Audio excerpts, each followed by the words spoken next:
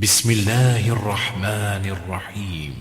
قد كان لكم آية في فئتين التقتا فئة تقاتل في سبيل الله وأخرى كافرة يرونهم مثليهم رأي العين والله يؤيد بنصره من يشاء إن في ذلك لعبرة لأولي الأبصار. الله الذي لا يبلغ مدحته القائلون ولا يؤسي نعمه العادون ولا يؤدي حقه المجتهدون الذي ليس لصفته حد معدود ولا نعت موجود ولا أجل ممدود الذي فطر الخلائق بقدرته ونشر الرياح برحمته ثم الصلاة والسلام على أشرف الأنبياء والمرسلين أبو القاسم مصطفى وعلى عترته طيبين الطاهرين المعصومين المظلومين ولعنة الدائم على أعدائهم أجمعين من الآن إلى لقاء يوم الدين. بسم الله الرحمن الرحيم. قد كان لكم آية في فئتين التقتا فئة تقاتل في سبيل اللہ وأخرى کافرة. خداوند تعالیٰ کا ارشاد ہوتا ہے کہ تمہارے لیے ان دو لشکروں میں نشانی ہے جو جن کا آمنا سامنا ہوا، اور ان میں سے ایک لشکر خدا کے راستے میں جنگ کر رہا تھا اور دوسرا کافر تھا. میدان کربلا میں بھی اسی طرح تھا کہ ایک وہ لشکر جو خدا کے لیے، خدا کے راستے میں، خدا کے دین کو بچانے کے لیے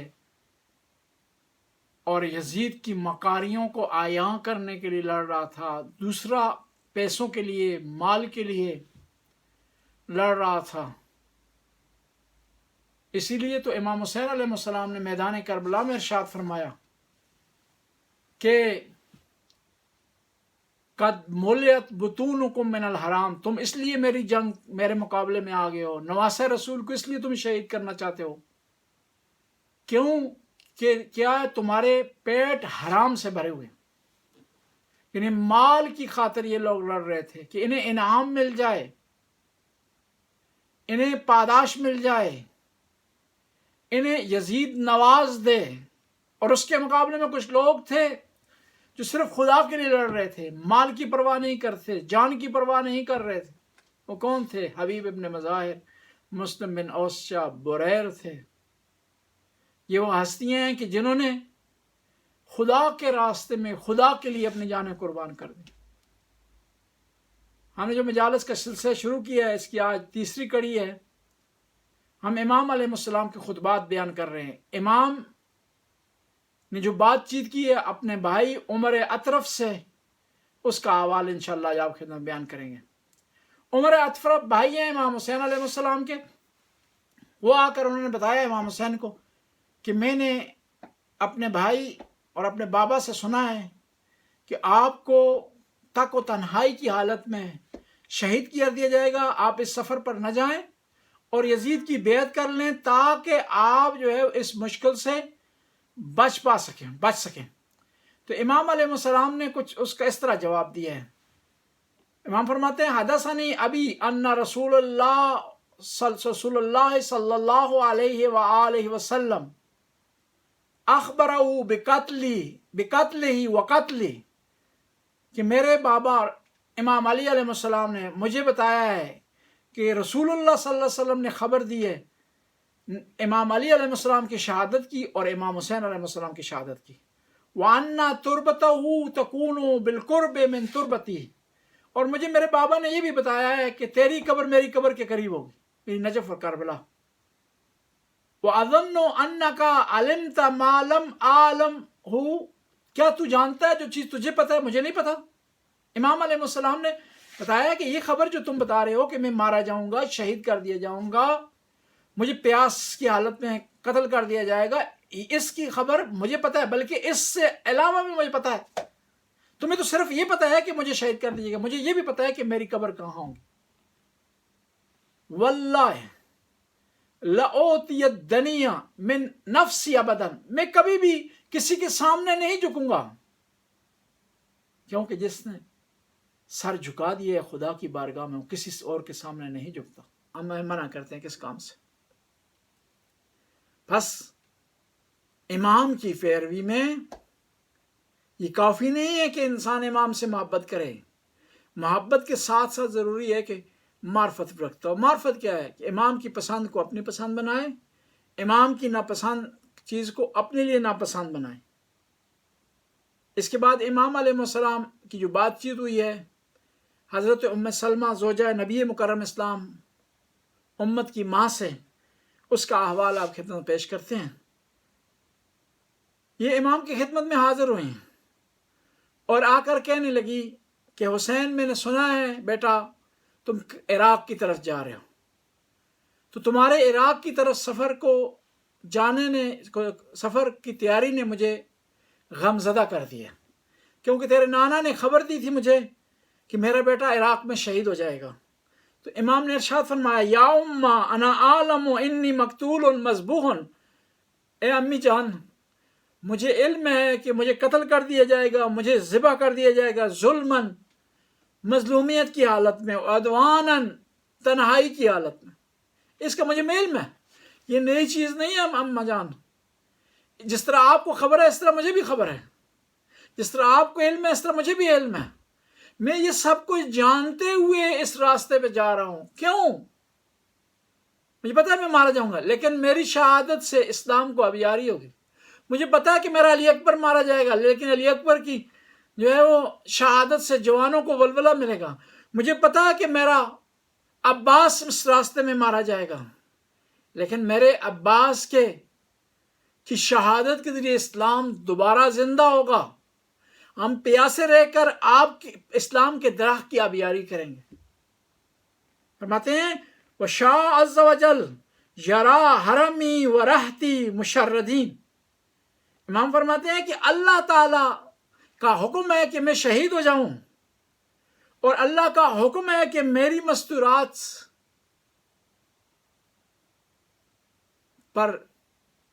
مستورات ان سے پردہ چھین لیا جائے، ان کو در بدر پھرایا جائے، ان کو قیدی بنایا جائے، ان کو اسیر کر لیا جائے، وَأَطْفَالِ مَذْبُوحِین، اور میرے بچوں کو شہید کر دیا جائے، وَمَأْثُورِین مُقَیَّدِین ہم یستغیثون فلا یجدون ناصرا، اور حالت یہاں تک پہنچائے کہ وہ پکاریں، تڑپیں مدد کے لیے کہ ان کی مدد کرنے والا نہ ہو۔ امی جان سب اس احوال کو میں جانتا ہوں۔ اب جو عمر اطرف آئے ہیں امام کے پاس، اس طرف ام سلمہ آئی ہیں امام کے پاس، یہ سارے حضرات امام علیہ السلام سے محبت کرتے ہیں، امام سے چاہت رکھتے ہیں، لیکن امام کی معرفت نہیں رکھتے۔ جس طرح کے امام کی معرفت کا حق ہے وہ ان کے پاس نہیں۔ اس کے مقابلے میں کون ہے؟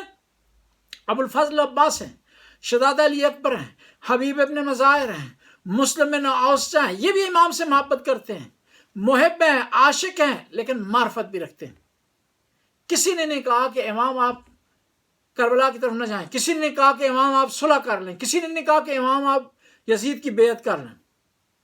بس محب ہونا، چاہت رکھنے والا ہونا کافی نہیں ہے، بلکہ کیا ہے؟ معرفت رکھنے والا ہونا ضروری ہے۔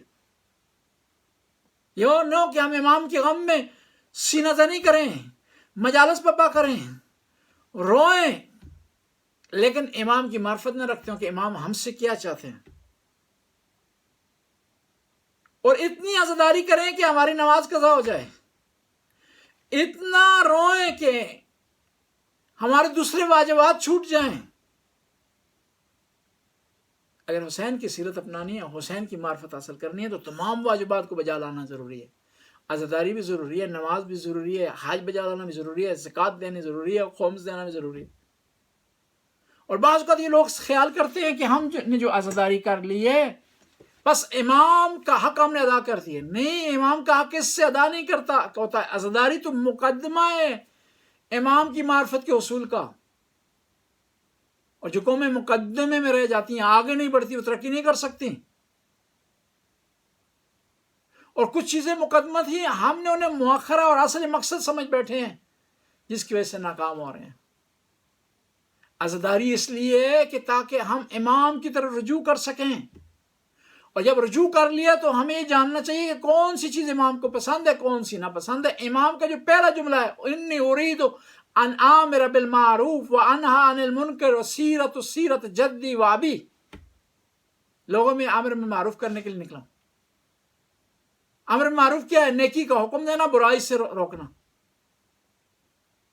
دور نہ جائیں، اپنے گھر میں اگر آپ امر بالمعروف کر لیں، گھر والوں کو نیکی طرف بلا لیں، انہیں جہنم کی آگ سے بچا لیں، انہیں حسین کا شیدائی بنا لیں، ان کو عاشق حسین بنا لیں، ہماری منزل آسان ہو جائے گی. امام حسین علیہ السلام نے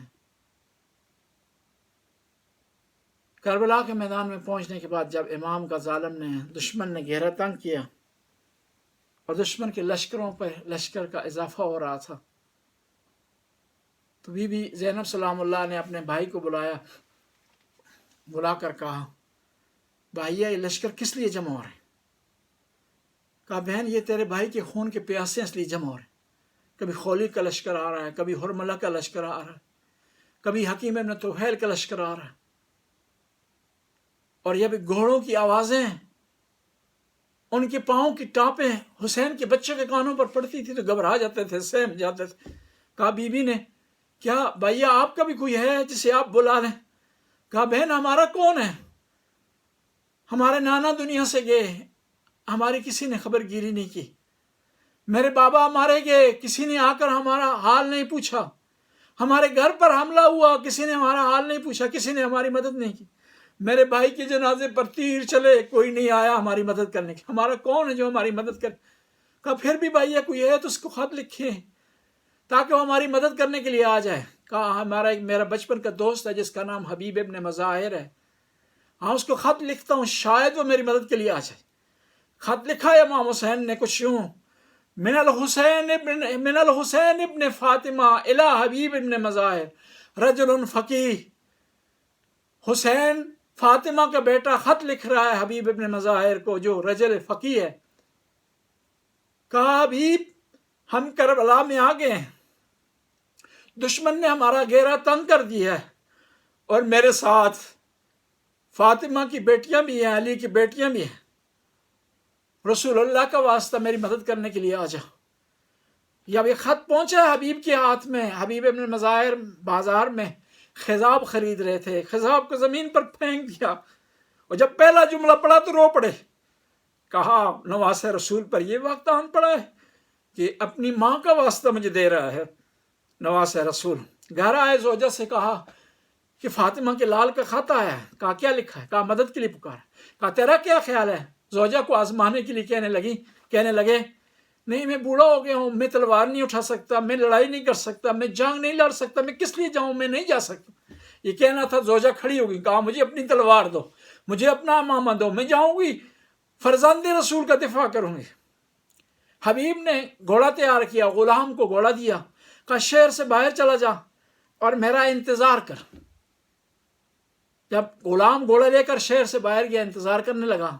حبیب کو آنے میں دیر ہو گئی تو غلام اپنے گھوڑے سے بات کر رہا ہے، کہنے لگا کہ اگر حبیب نہیں آتا نا میں جاؤں گا نبی کے نواسے سے دفاع کرنے کے لیے. جب یہ آواز حبیب کے کانوں پر پڑی، کہنے لگا کہ آیا آل رسول اتنی بے کس ہو گئی ہے کہ غلام بھی ان کی دفاع کا دم بھرنے لگے ہیں. حبیب چلے ہیں میدان کربلا کی طرف، کربلا کے قریب پہنچے ہیں. دور سے آتے ہوئے حبیب کو دیکھ کر امام حسین کے لشکر میں خوشی کی لہر دوڑ گئی، تکبیر کے نعرے بلند ہوئے. اور امام حسین نے کہا علی اکبر بیٹا، ابو الفضل عباس جاؤ میرے مہمان کا استقبال کرو. آگے بڑھے ہیں ابو الفضل اور امام حسین اسی وقت پرچم تقسیم کر رہے تھے، اور ایک پرچم امام نے چھوڑ دیا تھا. کہا مولا یہ پرچم کیوں نہیں دے رہے کسی کو کمانڈر کیوں نہیں بنا رہے؟ کہا نہیں میرا حبیب آئے گا، یہ پرچم میں نے اس کے لیے رکھا ہے۔ اور جب خوشی کی لہر دوڑی نا، خیموں میں پتہ چلا کہ حبیب آ گئے، ثانی رضا خوش ہو گئی، آواز دی، کہا کہ حبیب کو میری طرف سے سلام دینا، کہا کہہ دینا حبیب میری ماں تیری شافیہ ہو یوم جزا، کہ تو ہماری مدد کرنے کے لیے آ گیا۔ حبیب رو پڑے، کہا میں اس قابل ہوں کہ علی کی بیٹی مجھے سلام دے رہی ہے۔ حبیب آئے میدان، اور عاشورہ کے دن ایسی جنگ کی کہ دشمن کو بتا دیا کہ حبیب بوڑھے نہیں ہیں، حبیب جوان ہے۔ اور آخر میں جب گھوڑے سے گرے، آواز دی یا ابا عبداللہ ادرکنی، مولا میری مدد کو آئیے گا۔ تو امام نے کہا اے ظالمو، تم نے میرا گھر اجاڑ دیا، تم نے میرا مہمان بھی مار دیا، پھر بھی میں تمہیں معاف کر دیتا ہوں اگر تم راہ راست پر آ جاؤ۔ الا لعنۃ اللہ قوم الظالمین فسیعلم الذین ینقلبون من ینقلب۔ خدایا اس عبادت کو قبول و منظور فرما، ہمارے گناہوں سے درگزر فرما، نیک کام کرنے کی توفیق عطا فرما، برائیوں سے بچنے کی توفیق۔ یا اللہ آج کے بانی اس پروگرام کے چودھری جاوید اقبال افدنی ہیں، اللہ ان کی توفیقات میں اضافہ فرما، ان کے رزق میں وسعت عطا فرما، ان کی اولاد کو نیک اور صالح، جو مومنین مومنات ہمارے اس پروگرام کو دیکھ رہے ہیں ان کی توفیقات میں اضافہ فرما، یا اللہ ان کی حاجت روائی فرما۔ آخر میں ایک دفعہ سورہ فاتحہ کی تلاوت فرما۔ بسم اللہ الرحمن الرحیم، الحمد للہ رب العالمین الرحمن الرحیم مالک یوم الدین، ایاک نعبد و ایاک نستعین، اہدنا الصراط المستقیم صراط الذین انعمت علیہم غیر المغضوب علیہم الضالین۔